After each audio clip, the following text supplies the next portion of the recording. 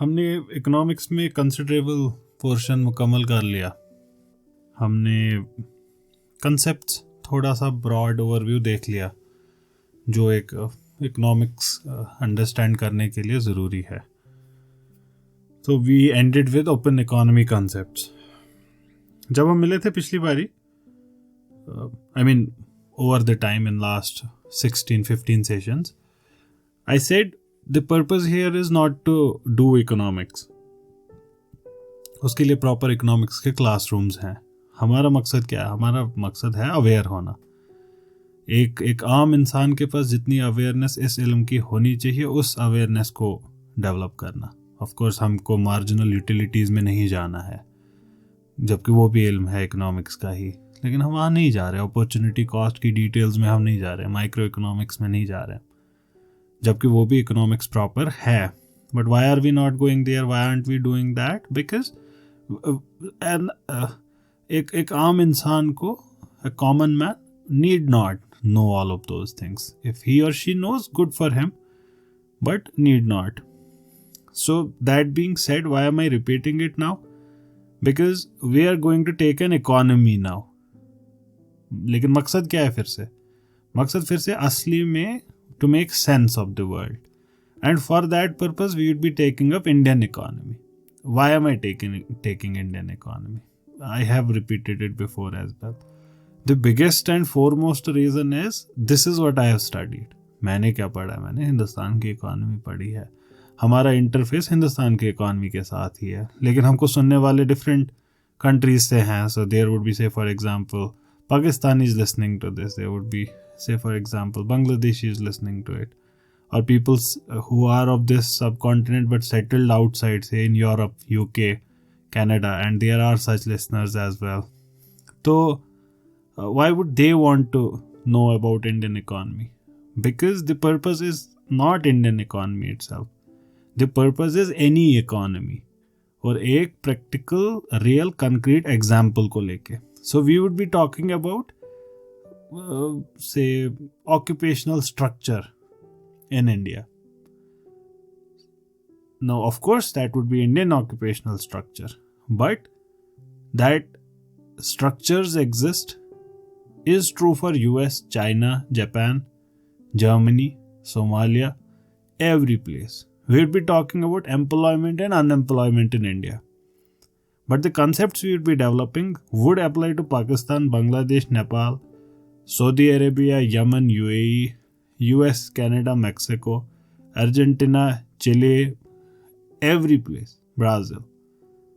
Europe रह गया, Europe में से भी कुछ एक नाम बोल देते हैं, ठीक? Germany, France, Spain, Morocco, Egypt and South Africa. तो हर जगह ये सारी चीज़ें अप्लाई करेंगे। तो that's why these sessions are still relevant to other people, even if you would be talking about Indian economy. So when we look at Indian economy, there is one more benefit of studying Indian economy. What is that? India doesn't have a very long history. It's a very recent country जब हम पूरे दुनिया की history की बात करते हैं. When we talk about 300 साल पुरानी कंट्रीज, 400 साल पुरानी कंट्रीज, हिंदुस्तान 70-80 साल पुरानी कंट्री, और ये एक पिवटल मोमेंट है हिस्ट्री में. अब हम नेशन की बात नहीं कर रहे हैं, सिविलाइजेशन की बात नहीं कर रहे हैं. Indians are one of the oldest civilisations. I am not talking about civilisation India, I am talking about the country जो इंडियन इंडिपेंडेंस एक्ट से बनी. तो 1947 में व्हाट केम इनटू बीइंग, तो वो लगभग 70-75 साल पुरानी बात है. और 70-75 साल में Hindustan and China also applies to others as well. But India makes a tailor-made case of an economy that had its struggling phase, had its good phase, has a good resource base, lacks certain resources, has a huge population base, lacks certain aspects of a good population economic terms में. So it presents a tailor-made case for economic analysis. आपको कोई भी चीज़ economics में समझनी है, India में वो case मिल जाएगा आपको. What happens when there is scarcity of resources? India is the case. What happens when recession takes place? India is a good case. Though India does not have a good history with recessions, but still fine. Stagflation समझना, India has such a case. Employment, service sector led growth से होता क्या है? India is a good case. Exports जब नहीं करते हैं, जब करते हैं होता क्या? India is a good case. तो उस मामले में भी Indian economy kind of helps. And also when जब दुनिया में बहुत सारे मसाइल हुए, lot of turbulence, volatility, uncertainty, Hindustani economy by and large stable रही. So that also tells us, अगर हम उस वक्त एनालिसिस करें हिंदुस्तान की इकॉनमी का, इट वुड टेल अस कि what went right for India at that time, something every economic student would want to know. तो दे से रोबस्ट मैक्रो इकोनॉमिक फ्रेमवर्क था हिंदुस्तान में. तो अगर हम हिंदुस्तान का फ्रेमवर्क समझे उस वक्त का, we would be understanding what a robust macro economic framework is. So probably for these reasons also we need to study. So what made Indian economy robust? जब 2000s में हिंदुस्तान बड़ा अच्छा कर रहा था, 2008 में world economy was not doing good, but Indian economy managed with a slowdown. So there were a lot of things जैसे liberalization of FDI, implementation of investment programs to strengthen infrastructure, major crop insurance programs in India, limiting farm interventions, financial inclusion programs, JAM, इन सब को देखेंगे वक्त आके ये है क्या चीज़ें, जनधन, आधार, मोबिल, सोशल चेंज जैसे स्वच्छ भारत एट्सेट्रा, ये सारी schemes, power sector reforms and all of these things. So what these things tell us that the potential of Indian economy is quite established, and world economists talk about this. In fact, जब BRICS बनना था उससे पहले the world economics they were talking that these are the future, these 5 countries. तो उनमें से one of them is India. But why would it be so? What is there in India जो इसको एक अच्छी पोजीशन में रखता है? What is there? To start with, huge population. Huge population जो कि कुछ टाइम पहले तो सेकेंड लार्जेस्ट, अब लार्जेस्ट. तो it's a large market. Large market means यहाँ पे सब ट्रेड करना चाहते हैं, हिंदुस्तान के साथ सब ट्रेड करना चाहते हैं. You have to settle deal with one country and you have settled a deal with almost 130 crore people, 1.3 billion people. There are only 8 billion people in the world in this comparison. Otherwise 8 billion is a very huge number. तो आपको so huge market makes it a very attractive destination. और इसके और भी फायदे हैं. Huge market means lot of labor force. तो बहुत सारी कंपनीज यहाँ पे काम करना चाहेंगी, काफ़ी सारे लोग हैं यहाँ पे, काफ़ी सारी पॉपुलेशन है जो काम करना चाहती है, और काफ़ी सारे लोग मतलब काफ़ी सारा कंजप्शन भी, काफ़ी सारा कंजप्शन, संतरे का कंजप्शन, अनाज का कंजप्शन, मोबाइल फ़ोन का कंजप्शन, हर एक चीज़ का कंजप्शन. तो इसकी वजह से इन चीज़ों को प्रोड्यूस भी करना पड़ेगा. So it drives the economy. तो huge population is kind of an incentive here. And then not just huge population, it also matters वो पॉपुलेशन का स्ट्रक्चर क्या है. Now here is an example where you should understand how all social sciences are important. You cannot study one social science का one aspect and in isolation. कि economics आपने isolation में पढ़ा, आपको कोई economics नहीं आएगा. जैसे फॉर एग्जाम्पल मैंने बोला कि सिर्फ पॉपुलेशन हिंदुस्तान की 10 करोड़ है, 50 करोड़, ये इतना ही नहीं मैटर करता. ये भी मैटर करता है उस पॉपुलेशन का स्ट्रक्चर क्या है. अब पॉपुलेशन का structure study proper is not of economics. कौन इसको पढ़ता है? इसको पढ़ते हैं डेमोग्राफी वाले, इसको पढ़ते हैं ह्यूमन जियोग्राफी वाले. सेंसस आपने सुना होगा. तो पॉपुलेशन स्ट्रक्चर क्या होता है? There is something called population pyramids as well. तो उसमें हम क्या करते हैं, उसमें हम देखते हैं कि हमारी पॉपुलेशन स्ट्रक्चर किसी भी चीज़ का क्या होता है, कि ये बना कैसा है, इसकी बनावट कैसी है. ये आरसीसी का बना हुआ है, ये मिट्टी का बना हुआ है, ये लोहे का बना हुआ है. तो ये पॉपुलेशन जो है ये कैसी बनी हुई है? ये बनी है 10% बच्चों की, ये बनी है 60% एडल्ट्स की और 40% बुढ़ों की। तो ये हो गया स्ट्रक्चर ऑफ पॉपुलेशन। ठीक, तो पॉपुलेशन स्ट्रक्चर भी मैटर करता है। कैसे मैटर करता है, क्यों मैटर करता है? दो पॉपुलेशन के ग्रुप्स हैं जो इकोनॉमिक एक्टिविटी में पॉजिटिव रोल नहीं नेगेटिव रोल अदा करते हैं, बच्चे और बुजुर्ग। बच्चे और बुजुर्ग कैसे नेगेटिव रोल अदा करते हैं? ये इकोनॉमिक एक्टिविटी में कुछ प्रोड्यूस नहीं करते, खपत करते हैं। ये कंजप्शन वाले हैं, जबकि they don't add. Economic perspective से कोई अब मुझे इस पे नहीं पकड़ लेना कि आपने कैसे कह दिया बुजुर्ग कोई वैल्यू नहीं ऐड करते। इकोनॉमिक्स में जब वैल्यू की बात करते हैं उसमें वैल्यू नहीं ऐड करते। जैसे बच्चे, they are not going to produce anything, they are only going to consume things. उनको स्कूल जाना है, दैट इज कंजप्शन। उनकी सेहत खराब होगी तो डॉक्टर, हॉस्पिटल, कंजप्शन। उनको खाना पीना है, कंजप्शन। डायपर्स, कपड़े, कंजप्शन। वैसे ही बुजुर्ग, वो भी अब कोई इकोनॉमिक प्रोडक्ट प्रोड्यूस नहीं करेंगे, तो वो भी कंज्यूम कर रहे हैं। तो बची बीच की पॉपुलेशन, द स्वीट स्पॉट, से फॉर एग्जांपल 15 to 60। ये वाली पॉपुलेशन है जो एक्टिव है और ये प्रोड्यूस करती है इकोनॉमिक वैल्यू। ये बर्तन बनाती है, फ़ोन बनाती है, ये सर्विसेज देती है, ये वाली पॉपुलेशन। तो अब मान लीजिए हाइपोथेटिकल दो कंट्रीज हैं, एक कंट्री में 100 लोग रहते हैं, दूसरे कंट्री में 100 लोग रहते हैं। Everything else is constant, everything else is constant. तो इनका दोनों का इकोनॉमिक प्रोडक्ट एक जैसा होगा क्योंकि everything else is constant. But think about one change. पहली वाली पॉपुलेशन में बच्चे और बुजुर्ग हैं 60% और वो स्वीट स्पॉट वाले हैं 40%। दूसरी इकोनॉमी में it's the other way around, 60% and 40%। देखिए पहली वाली में क्या होगा, पहली वाली में 40% have to take care of their own self and 60% more. So they were earning से 1 लाख रुपीज, और 1 लाख रुपीज में उनको अपना घर भी चलाना है और इन लोगों को भी चलाना है। सो सेविंग क्या होगी, whatever the saving level is, say X is the saving level. अब ये दूसरी इकोनॉमी में 60% has to look after only 40%. So there would be some saving which would be more than X. So it would have X plus Y saving, and this plus Y ये accrue होगा with time, ये add होता जाएगा और ये वाली economy बेहतर करेगी पहले वाले से। Everything else is constant. अब पता चला इनके जो ये 60% ये अनपढ़ है, इनके 40% पढ़े लिखे हैं, तो ये 40% बेहतर है। I am saying everything else is constant. So when everything is constant, population structure itself matters.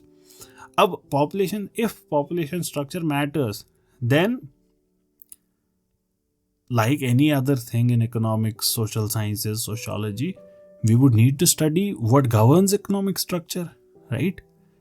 Population structure. We would need to find, that's why there are theories of population. तो डेमोग्राफिक ट्रांजिशन कैसे होते हैं, तो इसके लिए different models are there जिनको demography में पढ़ा जाता है। So we need not go into those details here, when we would इंशाल्लाह डू समडे ह्यूमन जियोग्राफी, तो वहाँ पे उसको देखेंगे।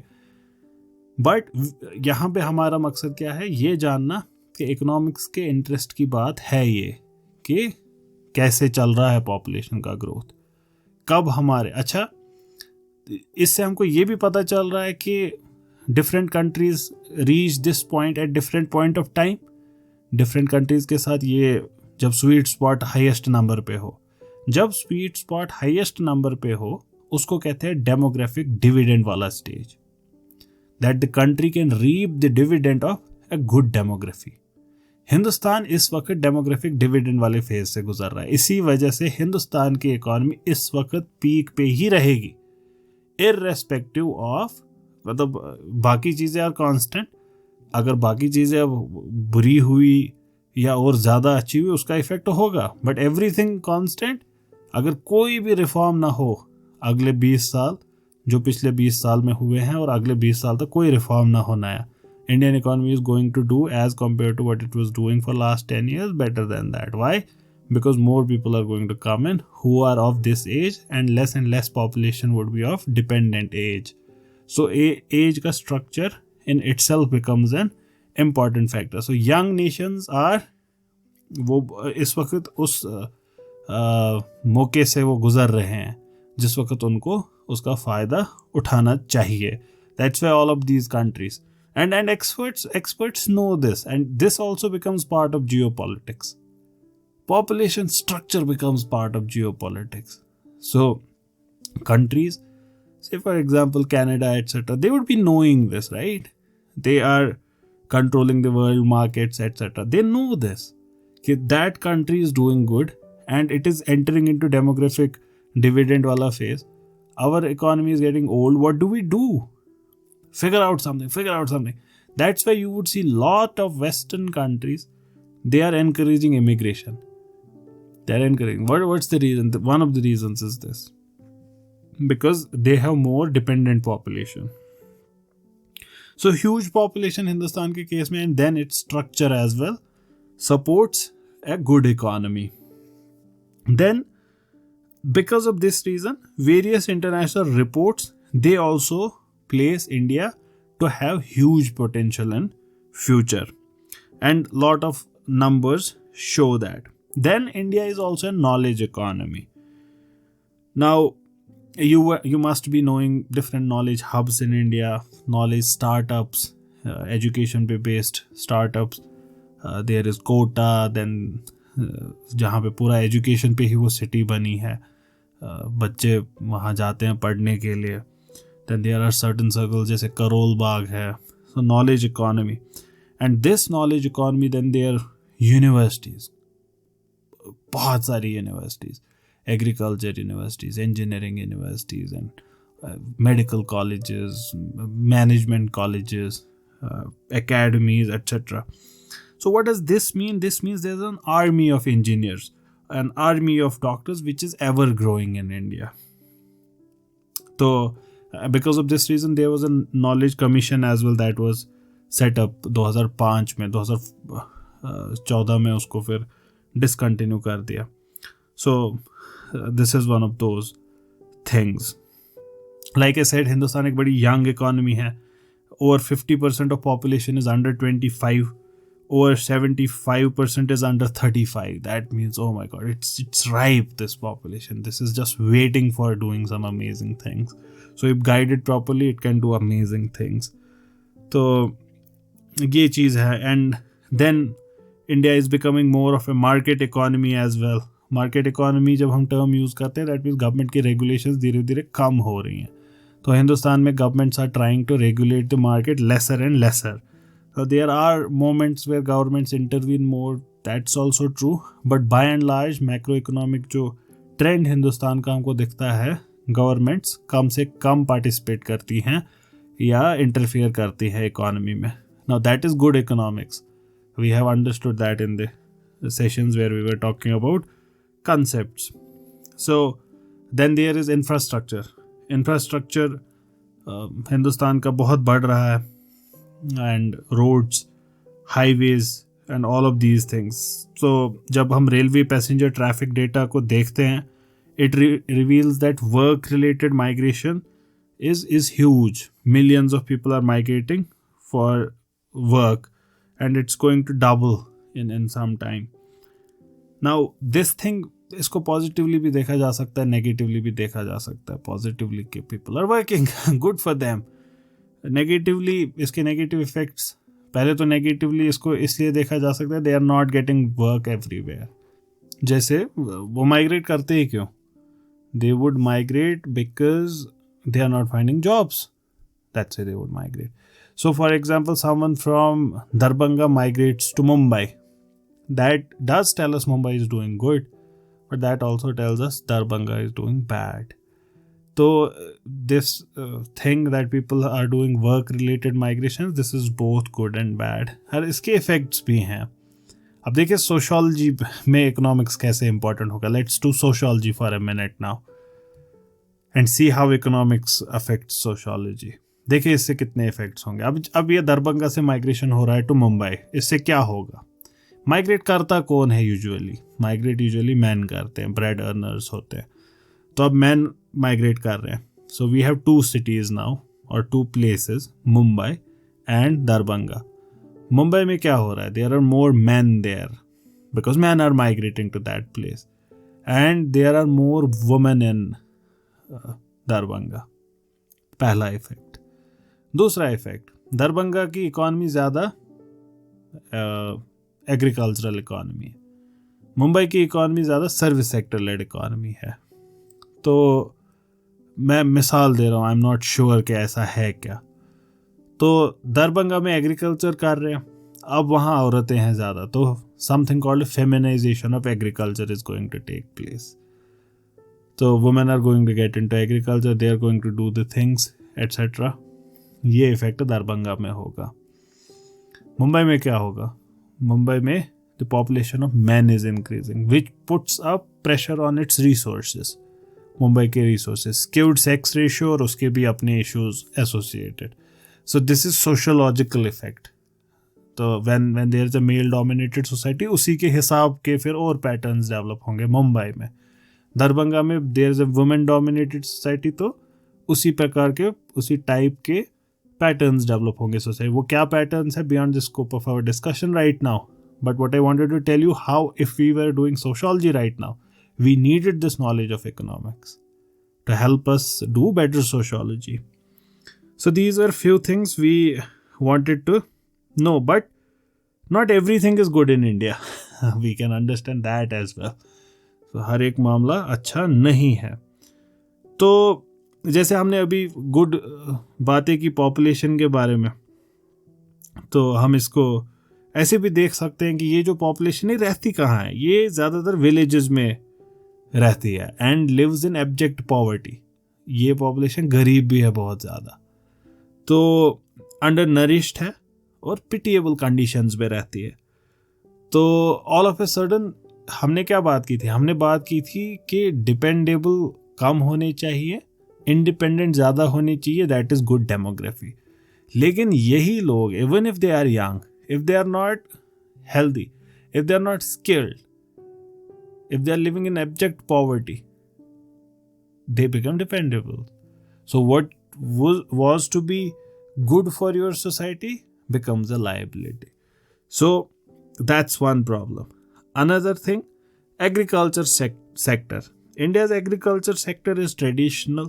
Now traditional does not make it bad, but what does that also mean? That means कि इसकी जो productivity की levels है वो बड़े कम है, और सबसिस्टेंस एग्रीकल्चर प्रैक्टिस किया जाता है ज़्यादा से ज़्यादा। सबसिस्टेंस मतलब आप अपने पैदावार के लिए ही, अपनी खपत के लिए पैदावार कर रहे हैं, दैट इज़ सबसिस्टेंस। दूसरा हो गया मार्केट के लिए प्रोड्यूस करना। मैंने प्रोड्यूस किया अनाज, जो भी मैंने प्रोड्यूस किया, so that I will sell it, या तो फिर मैं अनाज प्रोड्यूस किया so that my family consumes it. If I am producing for my own self, that's called subsistence level of farming. तो subsistence level of farming medieval और उससे पुराने ज़माने की फार्मिंग हुई, वही अभी भी हो रही है।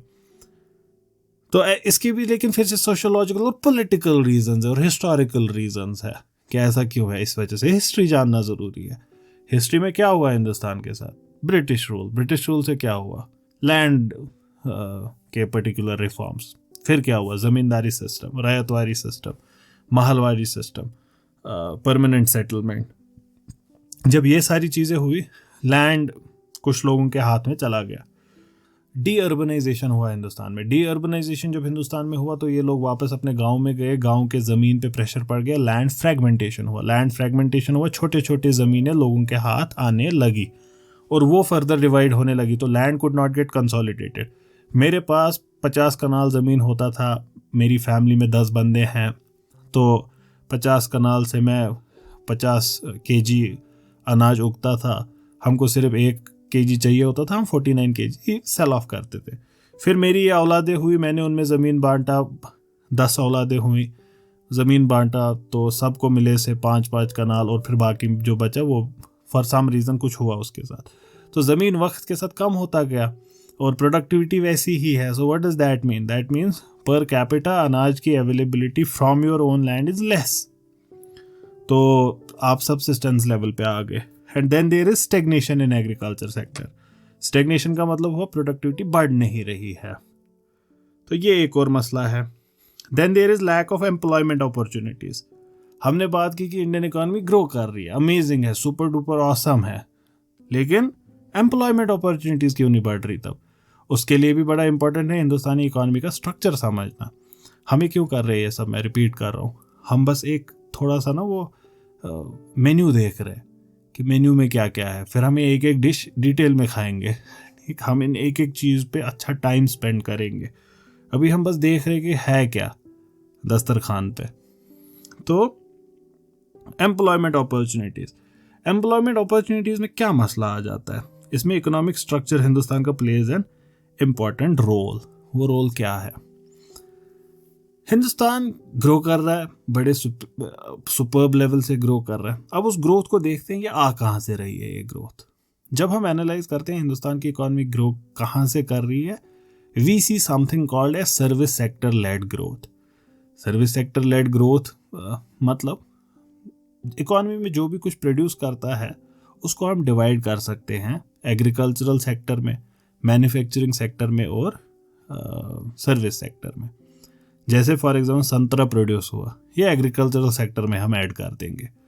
ओके, राइस प्रोड्यूस हुआ, हम इसको एग्रीकल्चर सेक्टर में ऐड करेंगे। ओके, मिल्क प्रोड्यूस हुआ, इसको हम एग्रीकल्चर सेक्टर में ऐड करेंगे। जूता प्रोड्यूस हुआ, इसको हम मैन्युफैक्चरिंग सेक्टर में रखेंगे। कॉटन प्रोड्यूस हुआ, इसको हम एग्रीकल्चर सेक्टर में रखेंगे। शर्ट प्रोड्यूस हुई, इसको हम मैन्युफैक्चरिंग सेक्टर में रखेंगे। So you get kind of manufacturing sector और agriculture sector. And then there is service sector. Service sector में क्या आएगा? जैसे मैं एक टीचर हूँ and I provide this teaching की service and I am paid 1000 rupees. So I am creating 1000 rupees की value by providing a service. Similarly business processes run करने के लिए मैंने एक छोटी सी एक जगह वहाँ पे 10-20 लोगों को रखा है, कंप्यूटर है और वो बैठे हैं हेडफोन लगा के, they run the call centre for a particular company. Now they are providing a service consumers के लिए, वो complaint redressal service. So they are providing us a service. So all of these things would be service sector वाले। तो अगर इनमें कुछ produce होता है, will add that to service sector. So an economy is producing 100 रुपये in total.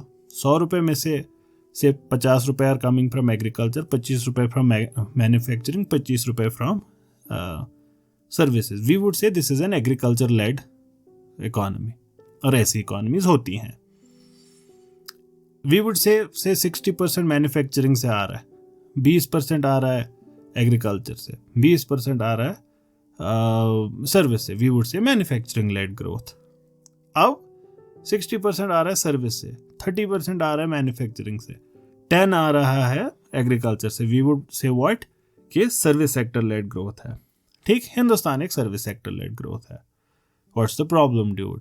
कोई problem नहीं है इसमें, except that service sector value ज़्यादा क्रिएट करती है पर कैपिटा। दैट मीन्स एक बंदा एग्रीकल्चर में अगर काम कर रहा है वो 100 रुपये प्रोड्यूस कर पाए एक दिन में। एक बंदा अगर मैन्युफैक्चरिंग में काम कर रहा है वो 150 पैदा करता है वैल्यू। एक बंदा अगर सर्विस सेक्टर में काम करता है वो 200 रुपये की वैल्यू प्रोड्यूस करता है।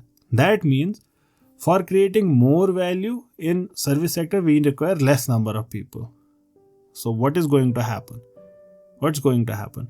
100 अगर तीनों सेक्टर दे रहे हैं, एग्रीकल्चर ने एम्प्लॉय किए होंगे 10 लोग, मैन्युफैक्चरिंग ने एम्प्लॉय किए होंगे सिर्फ 5 लोग, और सर्विस सेक्टर ने एम्प्लॉय किया होगा बस 1 इंसान। So what would that mean? That means economy तो ग्रो कर रही है, तीनों सेक्टर 100 रुपये दे रहे हैं, लेकिन एम्प्लॉय किसको कर रहे हैं? सबसे ज़्यादा एग्रीकल्चर एम्प्लॉय कर रहा है, सबसे कम सर्विस सेक्टर एम्प्लॉय कर रहा है। अब अगर किसी इकोनॉमी का मेजर चंक सर्विस सेक्टर से आ रहा है, उसका मतलब क्या हुआ कि एम्प्लॉयमेंट के एवेन्यूज कम होंगे। That's the case in India. So there are lack of employment opportunity. इसीलिए आप देखेंगे अनएम्प्लॉयमेंट रेशियो हिंदुस्तान का बहुत ऊपर है, लेकिन इकोनॉमी के जो नंबर्स है दे शो ग्रेट थिंग्स कि हिंदुस्तान की इकोनॉमी अच्छा कर रही है। Now you understand why is that happening. This leads to large scale unemployment. But why is unemployment bad? हो अनएम्प्लॉयमेंट क्या दिक्कत है? अनएम्प्लॉयमेंट के और मसाइल पैदा होते हैं अनएम्प्लॉयमेंट से। पहले तो इसका सोशल एस्पेक्ट जो है, it we see that there is a correlationship between crime levels in this society and unemployment. It's almost settled कि इन दोनों का आपस में कोई रिश्ता तो है। जहाँ पे ज़्यादा अनएम्प्लॉयमेंट होती है, ज़्यादा ये सारी चीज़ें भी होती है, करप्शन होता है, ज़्यादा वायलेंस होती है। अब देखिए, corruption, violence, all of these things are sociology के भी एस्पेक्ट्स, पॉलिटिकल एस्पेक्ट्स भी, but they need study of economics to understand them. So I would keep on pointing these things out where we would be making an argument for general education. Why people need to know everything to understand anything. That's a very interesting statement. People need to know everything to understand anything.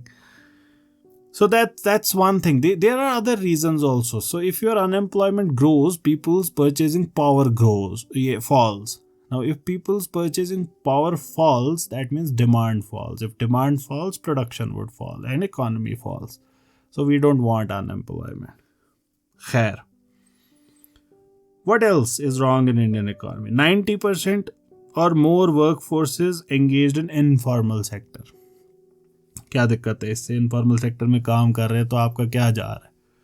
इसको समझने के लिए ये समझना होगा कि informal sector कहते किसको है. इनफॉर्मल सेक्टर जिसकी कोई फॉर्म नहीं है. अब ये कौन सी फॉर्म है जिसकी बात कर रहे हैं? ये यहाँ पे ज़्यादा लीगल फॉर्म की बात हो रही है. ठीक, वो क्या होता है? इसको प्रैक्टिकल मिसाल से समझिए. ये एक कंपनी है, इसने रजिस्टर किया खुद को कंपनीज एक्ट के अंडर. कंपनीज एक्ट के अंडर इसको क्या करना पड़ेगा? इसको एक रोल, मैं मिसाल दे रहा हूँ बस, so don't take this as legal knowledge. मैं बस मिसाल दे रहा हूँ. I don't know what company act says. तो लेकिन ये जो हमारा हाइपोथेटिकल कंपनी एक्ट है, इसमें कहा गया है कि आप एक रोल मेंटेन करेंगे कितने एम्प्लॉय हैं. रोल मेंटेन करेंगे, place of residence, age, qualification, ये सारा उनका डिटेल आपके पास होना चाहिए. उसके बाद उनको कितनी सैलरी पे की जा रही है, कितना उनके प्रोविडेंट फंड में जा रहा है, कितना उनके पेंशन फंड में जा रहा है, आप कितना उसमें दे रहे हैं, क्या क्या पर्क्स उनको दे रहे हैं, ये सारा आप लिख के हमें सबमिट करेंगे रजिस्ट्रार को. Once you submit us all of that and then we would register you under companies act. अब ये कंपनी ने किया, हमने इसको रजिस्टर करके ये रजिस्टर्ड कंपनी बन गई. सो this is now formal sector. ये फॉर्मल सेक्टर की कंपनी बन गई. अब एक और कंपनी है, इसने रजिस्टर नहीं किया है कंपनीज एक्ट, ये बस अपना चल रहे मौसेरे भाई, वो काम कर रहे हैं. ठीक, तो इनका कोई ना, इन्होंने कहीं पेपर सबमिट किया, कुछ भी नहीं किया. What is the difference between the two? दोनों सेम संतरों के साथ डील करते हैं दोनों. But what is the difference? The difference is, ये जो पहली कंपनी है जिसने रजिस्टर किया, तो इसने रिटर्न में कुछ चीजें कर दी हैं कि मैं इतनी सैलरी देता हूं एम्प्लॉय को. दैट मीन्स अगर ये 30,000 प्रॉमिस किया है और 20,000 दे रहा है, the person who was working there can sue the company कि देखिए मेरे साथ वादा हुआ है 30,000 का, मुझे मिल रहा है 20,000. अगर ये डिस्क्रिमिनेट करे बिटवीन से मैन एंड वुमन, बिटवीन से हिंदू एंड मुस्लिम, बिटवीन से ब्राह्मण एंड अनदर कास्ट, बिटवीन से Haryanvi and Madrasi. So if they do all of these things, liability, what that means is this falls under regulations and jurisdiction of government. तो यहाँ पे workers would have more rights. यहाँ पे एक streamlined system होगा. दूसरी जगह आपकी शक्ल नहीं पसंद आई, आपके साथ पर्सनल कोई रिलेशन है, कोई पर्सनल मसला हो गया, throw him out. यहाँ पे they would have to follow rules for throwing you out.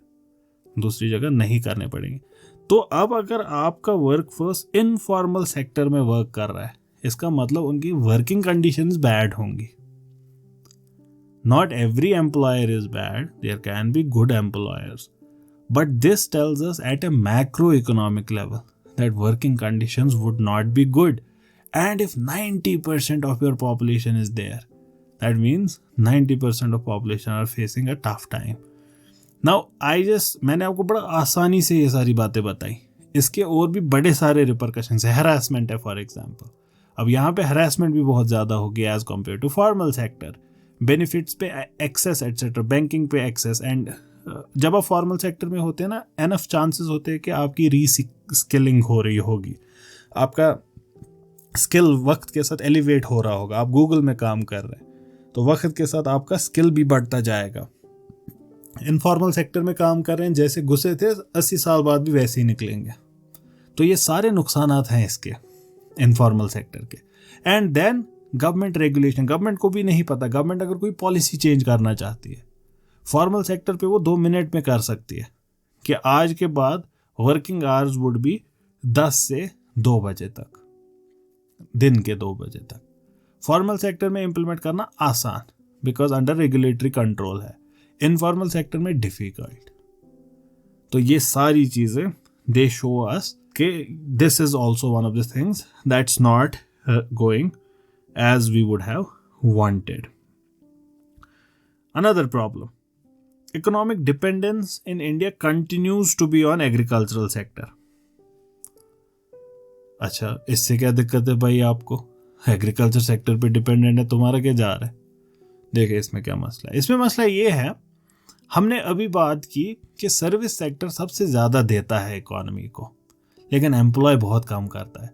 इसी को अगर ऑपोजिट डायरेक्शन में देखें, सबसे ज़्यादा लोग एग्रीकल्चर में काम कर रहे हैं लेकिन वो पैसा ही कम देता है. दैट मीन्स आपके लोग कमा रहे हैं कम, बहुत कम कमा रहे हैं.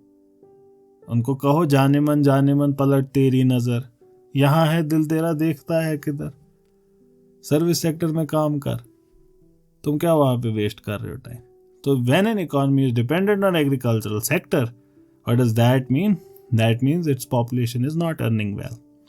That's one aspect of it. इसको भी बहुत सारे एस्पेक्ट से देखा जा सकता है.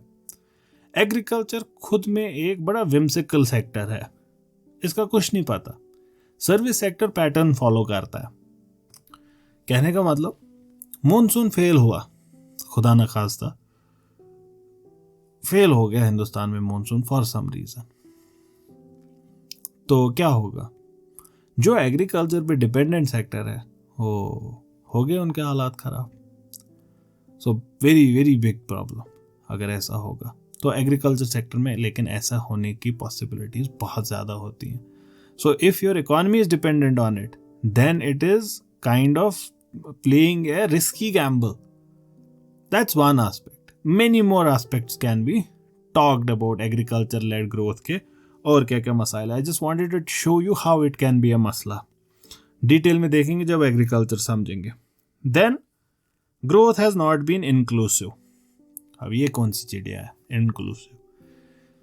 इंक्लूसिव का मतलब हुआ जब हम ग्रोथ देखें इकोनॉमी के, तो ये ग्रोथ कितनी फैली हुई है. लेकिन हिंदुस्तान के केस में हमको दिखता है कि ये इंक्लूसिव नहीं है. सब लोग इसके पार्टिसिपेंट नहीं हैं. कुछ वर्ग हैं सोसाइटी के, कुछ ग्रुप्स हैं सोसाइटी के जो इक्वली पार्टिसिपेंट नहीं है. दैट मीन्स अगर हिंदुस्तान की इकॉनमी में 100 रुपए का इजाफा हुआ और 100 लोग थे इस इकॉनमी में, तो सबको 1-1 रुपए में नहीं मिला. कुछ को 50 रुपए मिले और कुछ को 10 रुपए मिले, कुछ को 2 रुपए मिले एंड बाकी सब भूखे ही रह गए.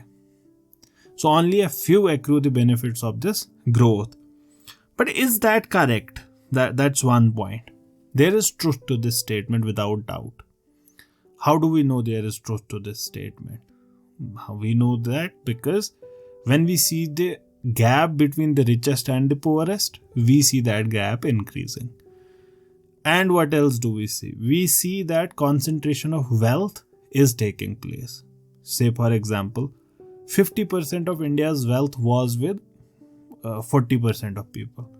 Now 50% of wealth is with 20% of people. We would say wealth का concentration हुआ है कुछ लोगों में.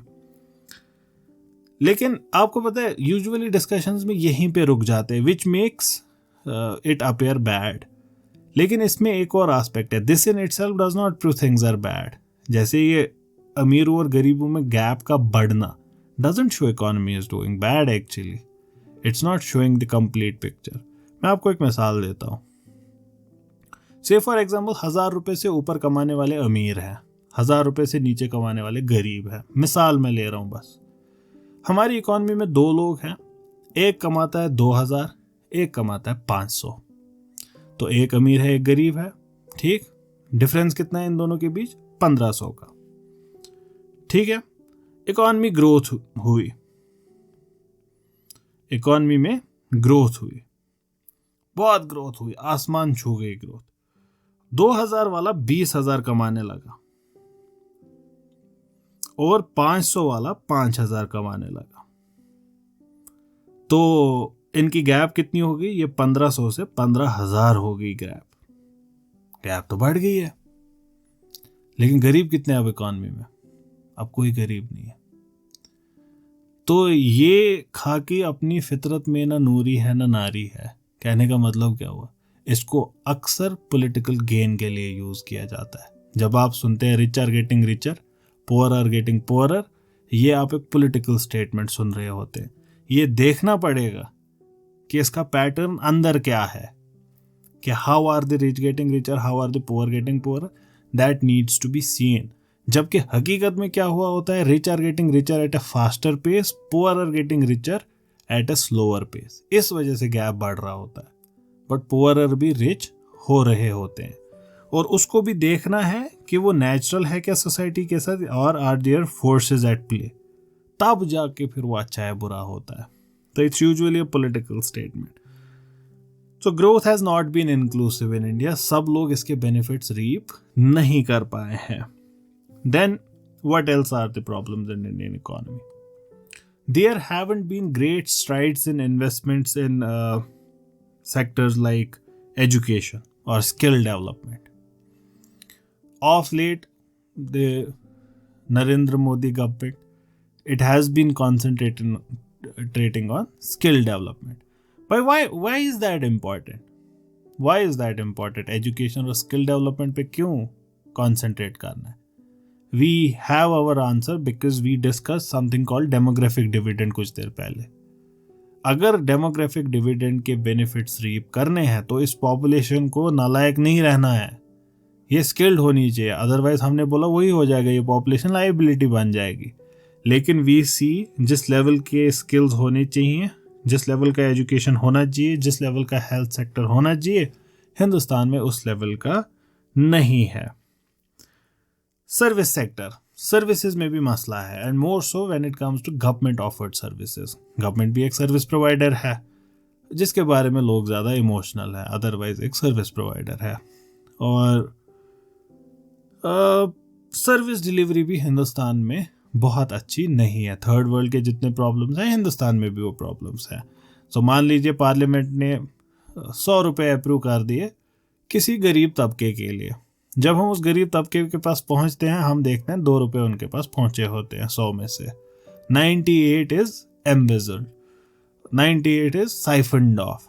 तो इसका मतलब क्या हुआ? द बेनिफिट्स जो उनके लिए थे वो उन तक पहुंचे ही नहीं। इसका मतलब क्या हुआ? करप्शन, और सिंपली सर्विस डिलीवरी आपकी अच्छी नहीं है। ये काम होने में 10 दिन लगने चाहिए, आपको लगते हैं 100। ये काम में 1 दिन लगना चाहिए, आपको लगते हैं 10। ये काम हो जाना चाहिए था, आपके यहाँ होता नहीं है। ये सारी चीज़ें क्या बता रही हैं? सर्विस डिलीवरी अच्छी नहीं है। नाउ मैं आपको कहते आ रहा हूँ कि I try to point out how all social sciences are important to understand any social science. ये मसला है ही नहीं इकोनॉमिक्स का, इकोनॉमिक्स इसको हल ही नहीं कर सकती है ईजीली। ये मसला है पॉलिटिक्स का, ये मसला है पॉलिटी का, ये मसला है गवर्नेंस का, कि आपके गवर्नेंस का स्ट्रक्चर कैसा है। तो what do you need to understand this part of the problem?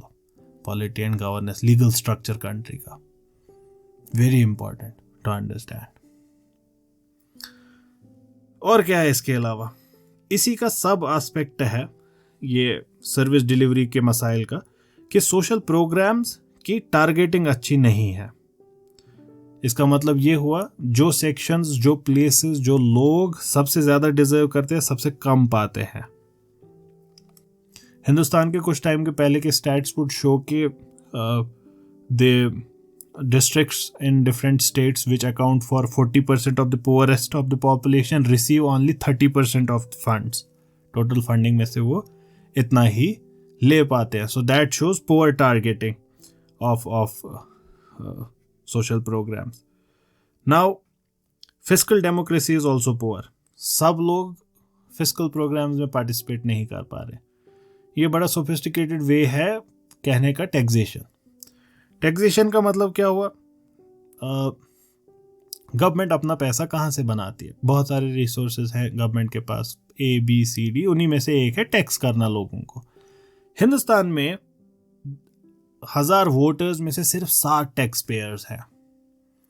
That means fiscal democracy बहुत ज़्यादा फैली नहीं है. तो ये भी खुद में एक मसला है. Then the division with in India of population. Peninsular states जो हिंदुस्तान के हैं, डेक्कन स्टेट्स जो हैं, these are peaking sooner than the north Indian part. तो उनका डेमोग्राफिक डिविडेंड वाला फेज खत्म हो जाएगा, फिर नॉर्थ इंडिया अपने डेमोग्राफिक डिविडेंड में दाखिल होगा। तो ये भी एक रीज़न है साउथ इंडियंस का बेटर परफॉर्मेंस का as compare to north India. And then there are certain avenues of taxation itself जो अनएक्सप्लॉइटेड है, जैसे प्रॉपर्टी का टैक्स है, या फिर इसके अलावा हिंदुस्तान में टैक्सेशन को अब तो काफ़ी हद तक रैशनलाइज किया गया है जीएसटी से, अदरवाइज वो भी एक मसला था कि टैक्सेशन की जो रेजीम हिंदुस्तान में थी वो खुद में बहुत ही ज़्यादा अच्छी नहीं थी। ये सब कह के हमने क्या किया, हमने डिस्कस किया जनरली एक इकॉनमी को। जब हम देखते हैं, हमने हिंदुस्तान की इकॉनमी देखी, लेकिन हम किसी और इकॉनमी के बारे में भी बात कर सकते थे। जब हम किसी इकॉनमी को देखते, क्या क्या पहलू होते हैं जिन पे हमारी नज़र होनी चाहिए। 40-45 मिनट में पॉसिबल नहीं है हर पहलू को पे नज़र मारी गई हो, मैंने भी नहीं मारी, ना ही मैं क्लेम कर रहा हूँ कि सब कवर हो गया। हज़ारों पहलू बचे होंगे और लाखों पहलू बचे होंगे। वक्त के साथ और जब पढ़ते जाएंगे और पहलू हमारे सामने आते जाएंगे, उनको तब देखेंगे। But for now we have understood that an economy, when we look at it from all of these different paradigms. I think we'll stop here. We would continue next time, inshallah. Until then, if you have anything to ask, add, subtract, please do that.